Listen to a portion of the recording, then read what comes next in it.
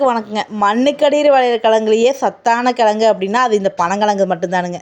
எந்த ஒரு கஷ்டமும் இல்லாமல் எந்த ஒரு செலவும் இல்லாமல் விளையிற கிழங்கு அப்படின்னா அது இந்த பனங்கிழங்கு தானுங்க. எல்லா வெள்ளாமைக்கும் பார்த்திங்கன்னா உரம் போடணும், மருந்தடிக்கணும், எல்லாமே பண்ணணும். ஆனால் இந்த பனங்கிழங்குக்கு மட்டும் ஒன்றும் பிரச்சனை இல்லைங்க. மண்ணை கொஞ்சம் பறைச்சுட்டு இந்த பனங்கொட்டையை போட்டு வச்சோம்னாவே பார்த்திங்கன்னா சூப்பராக பனங்கிழங்கு வந்துருமுங்க.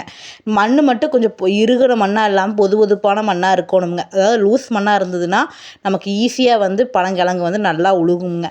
கெட்டி மண்ணாக போட்டோம்னா கிழங்கு அந்த அளவுக்கு உழுகாதுங்க. இந்த மாதிரி நல்லா புறம்பு மண்ணாக போட்டு வச்சோம் அப்படின்னா கிழங்கு சூப்பராக உழுகுங்க.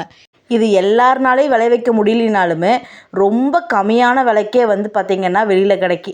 இதை வாங்கி கண்டிப்பாக தவறாமல் சாப்பிடுங்க. ஏன்னா இது அப்படி ஒரு சத்து மிக்க ஒன்று. இது குழந்தைகளுக்கும் இதை கொடுத்து பழக்குங்க.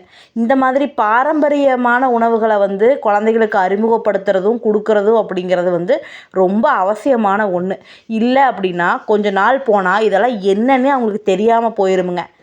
பனைமரம் பார்த்திங்கன்னா நம்ம தமிழ்நாட்டுடைய மாநில மரமுங்க. பனைமரம் நமக்கு கிடைச்ச பொக்கிஷம்னே சொல்லலாம். அதில் கிடைக்கிற எல்லாமே நமக்கு உபயோகமான ஒன்று.